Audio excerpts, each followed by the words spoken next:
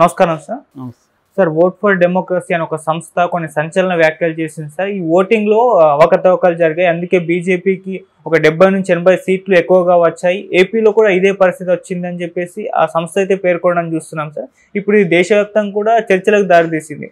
అసలు ఓట్లలో అవకతవకలు జరగడం ఏంటి, ఈ సంస్థ ఏం చెప్పింది సార్ యాక్చువల్గా ముందు నుంచి కూడా ప్రతిపక్షాలు ఈవీఎంలో మ్యానిపులేషన్ జరుగుతున్నాయి, సో దీనివల్ల బీజేపీ సీట్లు సంపాదిస్తుంది అని, ఈవీఎంలు తీసేయాలి, ఈవీఎంలు అనేవి మ్యానిపులేషన్కి సాధ్యం అని చెప్తున్నారు. ఎలాన్ మస్క్ కూడా ఇదే విషయాన్ని ట్వీట్ చేశాడు, దాంతో అదొక చర్చ దారితీసింది. ఆంధ్రప్రదేశ్లో కూడా వైసీపీ ఆరోపిస్తుంది, మాకు 40% ఓట్లు వచ్చినా కూడా 11 సీట్లు రావడం ఏంటి, మాకు స్ట్రాంగ్ విలేజెస్లో కూడా మా ఓట్లు ఏమైనాయి, వైసీపీకి వేసిన ఓట్లు లేవు, ఒక విలేజ్ అంతా వేస్తే ఒక ఓటు మాత్రమే అక్కడ ఉంది, ఇలాంటివి వాళ్ళు కూడా చెప్పారు. కేతిరెడ్డి వెంకటరామరెడ్డి లాంటి వాళ్ళు కన్నీళ్లు పెట్టుకొని కూడా ఇదే చెప్పారు, నేను ఓడిపోవడం ఏంటి, నేను రోజు ఇది నాకు ఓట్లు చాలామంది వేసామని చెప్తున్నారు, అవన్నీ రాలేదు. అలాగే జగన్ కూడా అప్పుడు మాట్లాడుతూ ఏదో జరిగింది, బట్ నాకు సాక్ష్యాలు లేవు కాబట్టి నేనేం చెప్పలేను అనేది చెప్పారు. సో ప్రతి ఒక్కరు ఏంటంటే వైసీపీ ఈ స్థాయిలో ఓడిపోయిందని ఎవరు ఊహించలేదు, ఈవెన్ తెలుగుదేశం వాళ్ళు కూడా ఊహించలేదు. కనీసం ఒక 60-70 అయితే వస్తాయని అందరూ అనుకున్నారు, టైట్ అనే అందరూ అనుకున్నారు. 11కి పోతాయని ఎవరు ఊహించలేదు, అందువల్ల షాక్ అయ్యారు. ప్రతి ఒక్కరూ ఏదో జరిగింది సార్ అనేది చెప్తున్నారు. సరే, ఈ కాంటెక్స్ట్లో కొత్తగా ఓట్ ఫర్ డెమోక్రసీ అనే ఒక సంస్థ మహారాష్ట్రలో ముంబై బేస్ చేసుకొని పనిచేస్తుంది. ఈ సంస్థ దేశవ్యాప్తంగా సర్వే చేసింది. సర్వే చేసి నిన్న 22వ తేదీ ఒక నివేదికని వైబీ చవాన్ సెంటర్ ముంబైలో జూలైలో 22వ తేదీన ప్రకటించింది. ఆ రిపోర్టు లో మొత్తం 4 చాప్టర్స్ ఉన్నాయి. ఆ రిపోర్ట్ ఏం చెప్తుందంటే, report conduct of Lok Sabha elections 2024, report పేరు analysis of vote manipulation and misconduct during voting and counting, ఇది టైటిల్ ఆఫ్ ద రిపోర్ట్.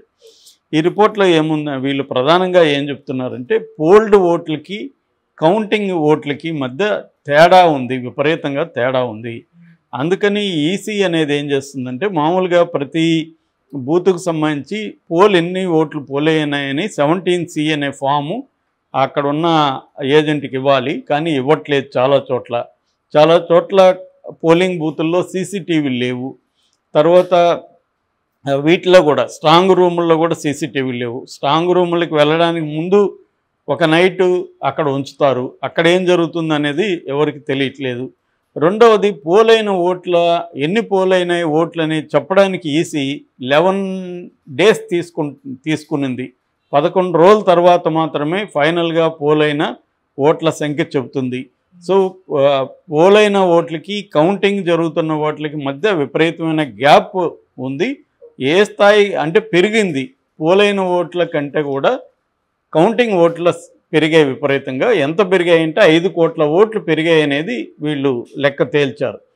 అంటే పోలైన ఓట్ల కంటే కూడా 5 కోట్ల ఓట్లు ఎక్కువ పెరిగాయి. ఇవన్నీ కూడా అధికారంలో ఉన్న పార్టీకి అనుగుణంగా ఉంది. అందువల్ల ఇది ఖచ్చితంగా మిస్కాండక్ట్, ఎలక్షన్లో కరెక్ట్గా జరగలేదు, ఒక రకంగా మోసం అని చెప్పొచ్చు. ఈ మోసం వల్లనే 79 సీట్లు బీజేపీకి అదనంగా వచ్చాయి, లేకపోతే బీజేపీకి ఈ స్థాయిలో వచ్చేవి కాదు, ఈ మ్యానిపులేషన్ చేశారు కాబట్టి వచ్చింది అని రాష్ట్రాల వారీగా కూడా వాళ్ళు ఎక్కడెక్కడ ఎన్ని లక్షల ఓట్లు ఇలాగా పోలింగ్ ఓట్ల కంటే కౌంటింగ్ ఓట్ల శాతం ఎక్కువ ఉంది అనేది చెప్పుకుంటూ, ఎక్కువగా ఒరిస్సాలో 18 ఎంపీ సీట్లు ఇలాగే జరిగాయి. ఒరిస్సా నుంచి 18 ఎంపీ సీట్లు ఇట్లాగా వచ్చాయి. అక్కడ 42 లక్షల ఓట్లు వేసిన దానికంటే కౌంటింగ్ ఓట్లు ఎక్కువగా ఉన్నాయి అనేది చెప్పింది. అలాగే మహారాష్ట్రలో 10 సీట్లు వచ్చాయి, అక్కడ 52 లక్షలు ఎక్కువగా ఉన్నాయి. వెస్ట్ బెంగాల్లో 10 సీట్లు వచ్చాయి, 36 లక్షలు అక్కడ ఎక్కువగా ఉన్నాయి. తర్వాత ఆంధ్రప్రదేశ్లో 7 సీట్లు బీజేపీ కూటమికి అదనంగా వచ్చాయి, 49 లక్షలు పోలింగ్ కంటే కూడా ఎక్కువగా ఉన్నాయి. ఇక కర్ణాటకలో 22 లక్షలు, తెలంగాణలో కూడా 14 లక్షలు కౌంటింగ్ ఎక్కువగా ఉన్నాయి పోలింగ్ కంటే. రాజస్థాన్లో 22 లక్షలు, బీహార్లో 11 లక్షలు. అంటే క్లియర్గా ఆంధ్రప్రదేశ్లో మనం మిగతా రాష్ట్రాలు పక్కన పెడితే ఆంధ్రప్రదేశ్లో 7 ఎంపీ సీట్లు బీజేపీకి అదనంగా వచ్చాయి. లేకపోతే 11కి అది 14కి పరిమితం అయిపోయిండేది, వీళ్ళకి 11 వచ్చిండేది వైసీపీకి. దాన్ని మనం అసెంబ్లీకి అప్లై చేస్తే మినిమం 70-80 సీట్లు లేదా గెలవగలిగే పరిస్థితి కూడా వైసీపీకి ఉండే అవకాశం ఉంది. కాబట్టి క్లియర్గా మ్యానిపులేషన్ వల్లనే చంద్రబాబు ప్రభుత్వం వచ్చిందని ఈ రిపోర్ట్ని బేస్ చేసుకొని అనాలిసిస్ చేస్తున్నారు. ఈ రిపోర్ట్ బేస్ నిజమైతే మాత్రం అది అనాలిసిస్ కూడా కరెక్టే.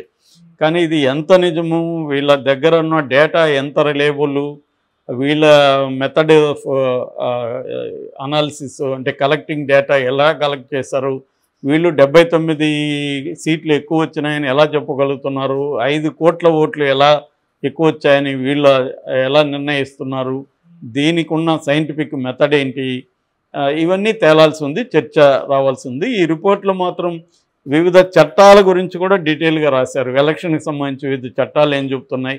రిపోర్టు మాత్రం చాలా స్టాండర్డ్గా ఉన్నట్టుగా కనిపిస్తుంది మనకి చదివితే. బట్ వాళ్ళ డేటా ఎంత విశ్వసనీయమైంది అనేది వీళ్ళు అడుగుతున్న ప్రశ్నలు అయితే న్యాయమైనవి. ఎందుకంటే ఎలక్షన్ కమిషన్ 11 రోజులు ఎందుకు తీసుకుంటుంది టోటల్? ఇంతకుముందంతా మనకి ఎప్పటికప్పుడు పర్సంటేజ్ వచ్చేవి.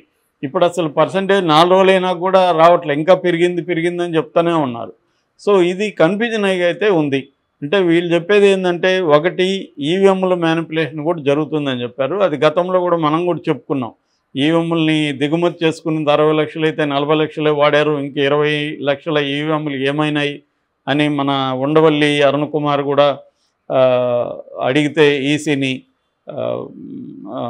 Right to information RT act కింద అడిగితే వాళ్ళు మాకు సంబంధం లేదు, మాకు ఎన్ని ఇచ్చారో అంత మాత్రమే లెక్కలు చెప్తాం అంటున్నారు. మరి ఆ 20 లక్షల్ని వాడి ఎక్కువ ఈవీఎంలు వీళ్ళ ఇప్పుడు ఫర్ ఎగ్జాంపుల్ వైసీపీకి వేసిన ఓట్లు ఎక్కడెక్కడ ఎక్కువ వేశారో అవన్నీ పక్కన పెట్టి అక్కడ తెలుగుదేశం ఓట్ల ఈవీఎంలు మారిస్తే అది జరిగే పాసిబిలిటీ ఉంది కదా. సో ఇటువంటివి చేశారు అనేది వీళ్ళు చెప్తున్నారు. అందుకని ఎలక్షన్ కమిషన్ ఇప్పుడు మామూలు కామన్ మ్యాన్ లాజిక్తో ఆలోచిస్తే చంద్రబాబు ఎందుకు బీజేపీతో పొత్తు పెట్టుకున్నాడు? ఫస్ట్ ఆఫ్ ఆల్ చంద్రబాబుకి బీజేపీ ఓటింగ్ ఉందని పెట్టుకున్నాడా? బీజేపీ మీద ప్రేమ ముందు పెట్టుకున్నాడా? బీజేపీ ఐడియాలజీ ఈయన ఐడియాలజీ ఒకటి కాబట్టి పెట్టుకున్నాడా? ఇవేవి కాదు కదా. నిజానికి చంద్రబాబు అరెస్టు బీజేపీకి తెలియకుండా జరగలేదు కాబట్టి చంద్రబాబుకి బీజేపీ మీద కోపమే. బీజేపీ ఐడియాలజీ చంద్రబాబు ఐడియాలజీ సంబంధం లేదు. చంద్రబాబు సెక్యులరిస్టు, బీజేపీ హిందూ మతత్వవాది. అయినా ఎందుకు పెట్టుకున్నాడు? పోనీ ఓట్ల పర్సంటేజ్ ఎక్కువ ఉందా? అక్కడేం లేదు. బీజేపీకి 1% ఓట్లు కూడా రాలేదు, అయినా ఎందుకు పెట్టుకున్నాడు? క్లియర్గా ఎలక్షన్లో మనం మ్యానిపులేట్ చేయొచ్చు, లేదంటే జగన్ మ్యానిపులేట్ చేస్తాడనే కదా పెట్టుకున్నాడు. సో మరి జగన్ పెట్టుకున్నాక మ్యానిపులేషన్కి చంద్రబాబు ఎందుకు ట్రై చేయడు? జగన్ కూడా గతంలో ట్రై చేసి ఉండొచ్చు కదా. అప్పుడు కూడా చంద్రబాబు ఇదే ఆరోపణలు చంద్రబాబు కూడా చేశాడు కదా, ఈవీఎంలు మ్యానిపులేట్ చేసి జగన్ వచ్చాడని. కాబట్టి ఎక్కడో ఏదో సంథింగ్ రాంగ్ అయితే జరుగుతుంది, దాన్ని బయటికి తీయాల్సిన అవసరం అయితే ఉంది.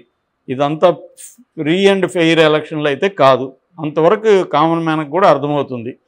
అయితే ఈ ఓట్ ఫర్ డెమోక్రసీ విఎఫ్డి అంటారు వీళ్ళని, విఎఫ్డి సంస్థ చెప్పిన రిపోర్టు మీద అయితే దేశవ్యాప్తంగా చర్చ అయితే మొదలైంది. కానీ దీన్ని ఎలా అరికడతారు? అందుకని ఇప్పుడు ఎలక్షన్ కమిషన్ అనేది ఇండిపెండెంట్గా ఉండాలి, అటానమస్గా ఉండాలి. కానీ మోడీ ప్రభుత్వం అటానమస్ బాడీస్ అన్నింటినీ కిల్ చేసుకుంటూ వస్తుంది, తన కంట్రోల్లో పెట్టుకుంటుంది. అట్లాగే ఇప్పుడు ఎలక్షన్ కమిషన్లో 3 ఎలక్షన్ కమిషనర్ని నియమించే కమిటీ ఎవరు ఉన్నారు? మోడీ ఉన్నాడు, ఒక క్యాబినెట్ మినిస్టర్ ఉన్నాడు, ప్రతిపక్ష నాయకుడు ఉన్నాడు. 3 ఉన్నప్పుడు ఎవరిది ఓకే అవుతుంది? ఇద్దరిదే ఓకే అవుతుంది. ఫైనల్గా మోడీ చెప్పిన వాళ్ళే కమిషనర్లుగా ఉంటారు. మోడీ చెప్పిన వాళ్ళే కమిషనర్లుగా ఉన్నప్పుడు కమిషన్లు ఎవరు మాట వింటారు? మోడీ మాట వింటారు. పైన కమిషన్ ఏదైనా చెప్తే రాష్ట్ర కమిషనర్లు ఆ మాట వింటారు. సో కమిషన్లుగానే అనుకుంటే అక్కడి నుంచి వీళ్ళకి నచ్చిన, ఇప్పుడు చంద్రబాబుకి నచ్చిన అబ్జర్వర్ని కానీ పెట్టేసుకుంటే వాళ్ళ చేతిలోనే యంత్రాంగం అంతా ఉంటుంది. సో వాళ్ళు అనుకుంటే మ్యానిపులేట్ చేయగలరు. ఈ ఫాల్ట్ సిస్టమ్ని మార్చాలి. సో అటానమస్గా ఉండాలి ఎలక్షన్ కమిషన్ అనేది. దానికి సుప్రీంకోర్టు జడ్జి కూడా దాంట్లో ఉండాలి. ఇలాంటివన్నిటిని పక్కన పెట్టి మోడీ వెళ్తున్నాడు. ఖచ్చితంగా దీన్ని వ్యతిరేకించాలి, ఫ్రీ అండ్ ఫెయిర్గా జరగాలి. ఇటువంటి ప్రజలకి ఏ రకమైన అనుమానాలకి తావులేని ఎలక్షన్ హియరింగ్ అనేది జరగాలి.